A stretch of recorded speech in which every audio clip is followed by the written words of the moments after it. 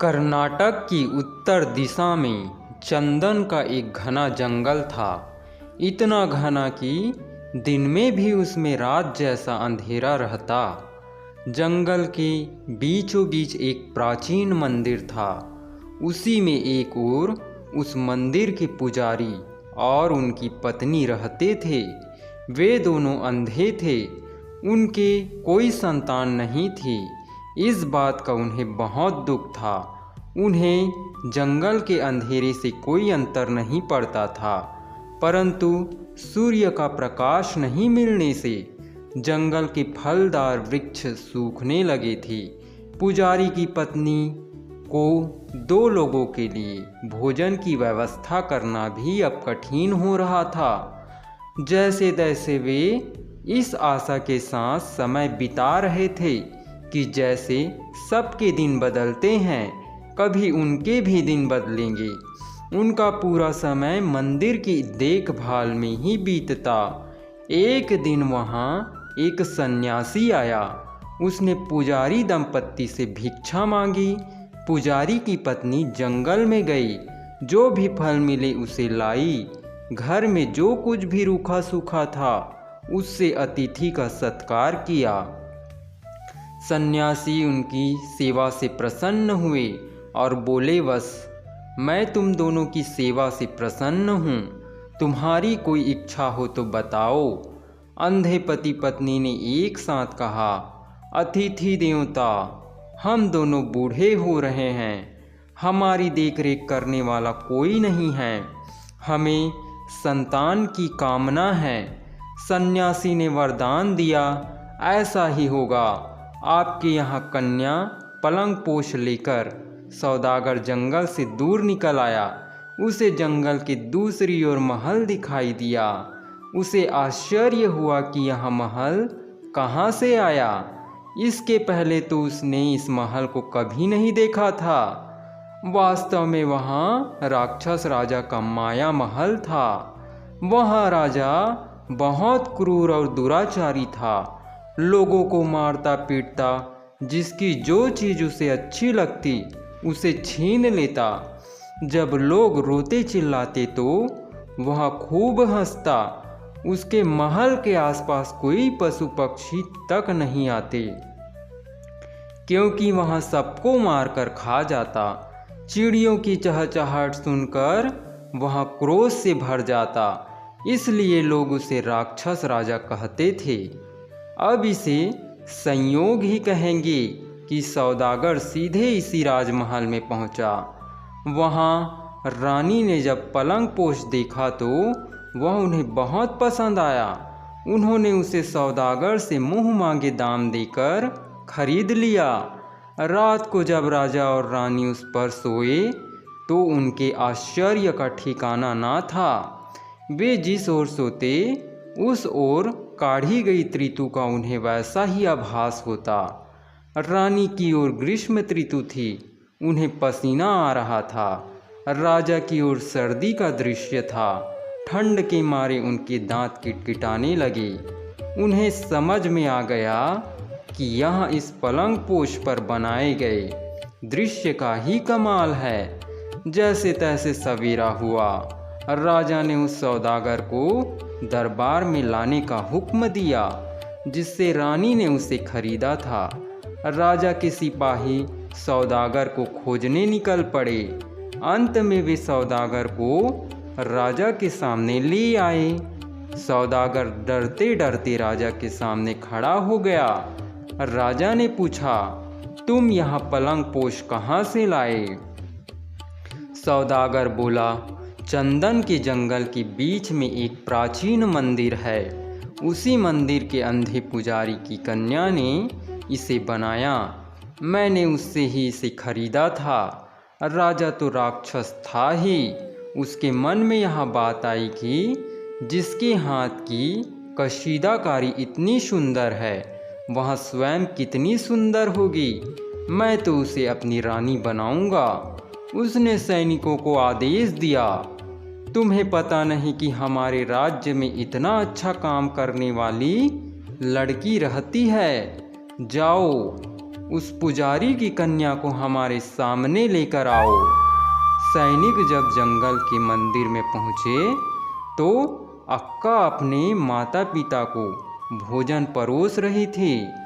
सैनिकों ने अक्का को राजा का आदेश सुनाया, ऐ लड़की, झटपट तैयार हो जाओ, राजा ने तुम्हें राजमहल में बुलाया है।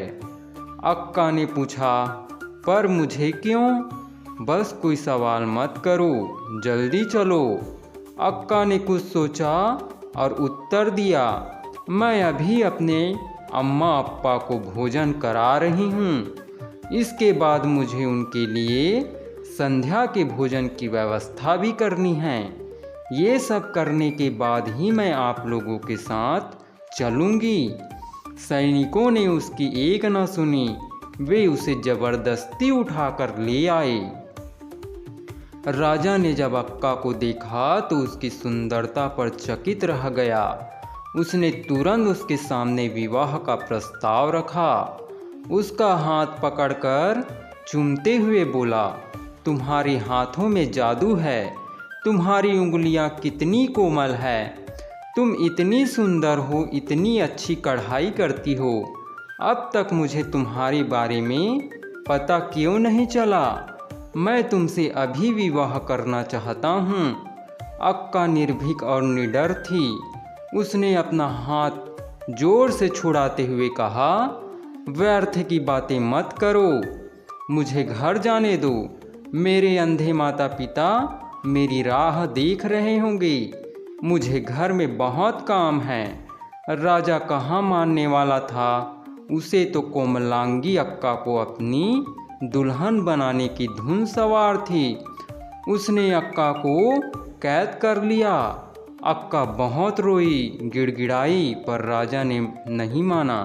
राजा की पहली रानी ने अपने पति को समझाने की कोशिश की तो राक्षस राजा को गुस्सा आया। उसने रानी को भी कैद में डाल दिया। राक्षस राजा बार बार अक्का के सामने विवाह का प्रस्ताव रखता और अक्का उसे ठुकरा देती। समय बीतने के साथ ही बंदी कोमलांगी की चिंता बढ़ती जा रही थी। वह अपने माता पिता को याद करके विलाप करने लगी। बार बार कहने सुनने पर भी अक्का ने उस राजा की बात ना मानी। अंत में उस दुराचारी राजा को एक युक्ति सूझी। उसने बेल बूटे बनाने की पूरी सामग्री अक्का को देते हुए कहा, मुझे बहुत दिन हुए कोई मुर्गा देखे हुए, तुम मेरे लिए 7 दिनों के अंदर ऐसा मुर्गा काट कर दो जो बिल्कुल सजीव लगे। ऐसा कर सको तो तुम आज़ाद हो जाओगी। भूखी प्यासी रहकर अक्का ने मुर्गा बनाना शुरू किया। 7वें दिन काम पूरा हुआ। अक्का को अपने माता पिता की याद आ रही थी। इसी सोच में इसके हाथ में सुई चुभ गई। उंगली से खून बहने लगा। खून की एक बूंद मुर्गे की कलगी पर पड़ी तो मुर्गे ने उसे मोती समझकर मुंह में डाला। उसी समय वहाँ सचमुच जीवित होकर इधर उधर उड़ने लगा। राजा 8वें दिन मुर्गा देखने गया। एक मुर्गे को इधर उधर कूदते फांदते देखकर राजा को आश्चर्य तो हुआ, पर उसके मन में बेईमानी आ गई। उसने सोचा, यदि मैंने मान लिया कि यह धागे से कढ़ाई करके बनाया गया मुर्गा है तो यह सुंदर कोमलांगी कन्या लौट जाएगी और मुझसे विवाह ना करेगी।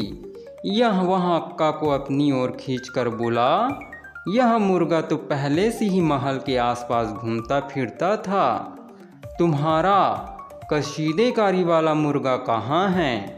राजा की बात सुनकर मुर्गे को बहुत गुस्सा आया। वह जोर जोर से बांग देते हुए इधर उधर कूदने लगा।